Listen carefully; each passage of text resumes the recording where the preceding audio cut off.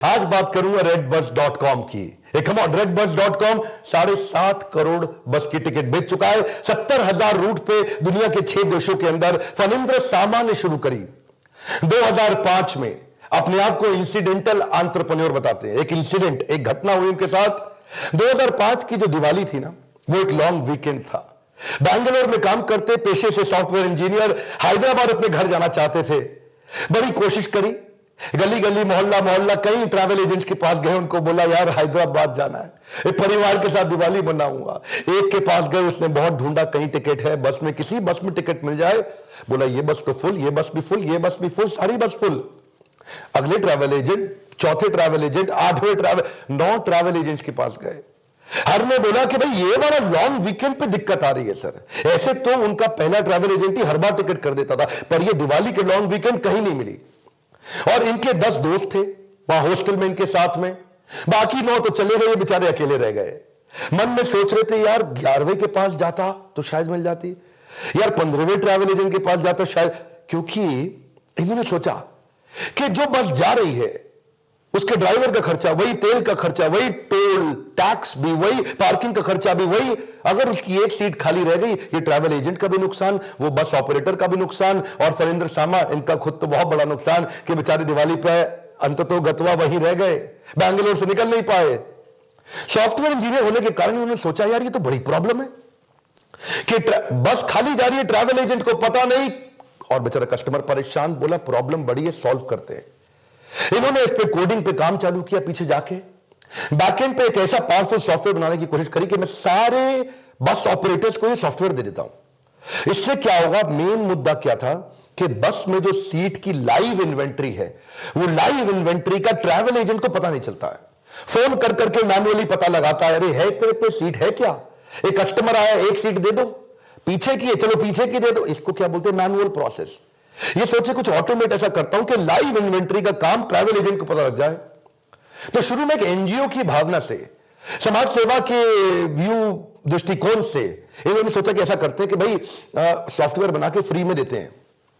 ये bus operator के पास लेके गए सॉफ्टवेयर, बोले मैंने सॉफ्टवेयर बनाया है, आपकी सीट की लाइव ट्रैकिंग मिल जाएगी ट्रैवल एजेंट को, सीट ज्यादा बिकेगी आपकी। वो बस वाला बोला अरे भैया इंजीनियर है तू, हम ना है इंजीनियर, हमें नहीं समझ में आ रही तुम्हारी ये बस कंप्यूटर लैपटॉप, हम नहीं जानते ये सब, हमें नहीं चलेगा। ये ट्रैवल एजेंट के पास गए, वो बोले पहले तो 30,000 रुपए का लैपटॉप खरीदो, 20,000 रुपए का कंप्यूटर लगाओ, ये सब हमसे नहीं होता। इन्होंने कई जगह चक्कर मारे, कईयों ने तो उनको आपको पता है ना कैसे कैसे, क्योंकि ये अनएजुकेटेड या लेस एजुकेटेड इंडस्ट्री थी, इसको इवॉल्व करना बड़ी चुनौती थी। मेन मुद्दा इनको समझ में आ गया कि अगर लाइव इन्वेंट्री इधर आ जाए तो कस्टमर को आसानी, ट्रैवल एजेंट को आसानी, टूर ऑपरेटर बस ऑपरेटर को आसानी। तीनों की बर्निंग प्रॉब्लम को एक कॉमन प्लेटफॉर्म पे लेके आए। देखिए ध्यान दीजिए, इसको बोलते हैं इकोसिस्टम की ताकत। इकोसिस्टम क्या होता है, जीव जीवस्य जीवनम। नोकिया का वीडियो आपने देखा होगा, जीव जीवस्य जीवनम। जब एक जीव दूसरे जीव पे अपने जीवन के निर्भर हो जाए उसको कहते हैं इकोसिस्टम। ये इकोसिस्टम समझने के कारण इसमें 3 स्टेप समझिएगा। पहला स्टेप क्या है, सारे के सारे स्टेक होल्डर आइडेंटिफाई करो। यहां पे 4 स्टेक होल्डर है, एक redbus.com खुद, दूसरा जो बस चलाता है यानी कि बस ऑपरेटर, तीसरा ट्रैवल एजेंट, और चौथा एक्चुअल कस्टमर। इन्होंने सोचा कि चारों की बर्निंग प्रॉब्लम को, पहले 4 स्टेक होल्डर देखे, फिर चारों की बर्निंग प्रॉब्लम को ढूंढा, उनको एक कॉमन प्लेटफॉर्म पे लाके इन्होंने सॉल्व करने की कोशिश करी। पूरी दिनों एक मेंटर मिले इनको, वो बोले एक बात बता भाई, हैदराबाद से बैंगलोर, बैंगलोर से हैदराबाद, एक ट्रैवल ऑपरेटर कम से कम, एक बस ऑपरेटर कम से कम 2 बस लगाता है, वो 1-1 करोड़ रुपया खर्च कर देता है, तो तेरा 20,000 का सॉफ्टवेयर नहीं ले लेगा वो, तेरा 20,000 का कंप्यूटर नहीं ले। प्रॉब्लम क्या है, जाके फिर ढूंढ। प्रॉब्लम यह है कि अभी तक कस्टमर तेरे पास नहीं आया। प्रॉब्लम यह है कि जब तक इसको कस्टमर सेंट्रिक नहीं बनाएगा, बस वाले की दिक्कत क्या है, सेल, ट्रैवल एजेंट की दिक्कत क्या है, सेल, अगर उनको पैसा मिलेगा तो वो आ जाएंगे। इसने redbus.com का प्लेटफॉर्म बनाया और पहले कस्टमर का ट्रैफिक बिल्ड करना शुरू किया।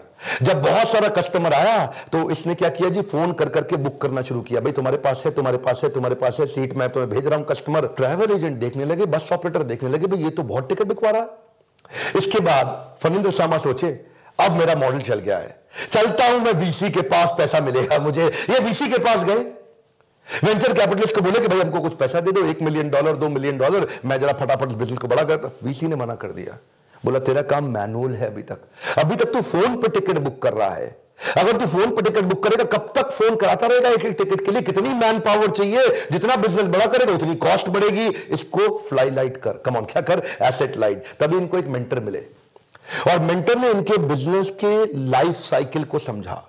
शुरू से लेकर आखिरी तक उन्होंने बताया कि इसको पूरा ऑटोमेट करेंगे तभी ये पूरी दुनिया में जाएगा। मेंटर की बात को उन्होंने सुना, समझा। इसके बाद धीरे धीरे धीरे टेक्नोलॉजी बढ़ रही थी, इन्होंने एसएमएस के साथ इंटीग्रेट कर दिया। ये इनका सेकंड स्टेप था, ध्यान दीजिएगा। अब जब भी कोई बुकिंग आती है, एसएमएस सीधा वहां पहुंच जाता, उनकी टिकट बुक हो जाती, इनको ईमेल आ जाता।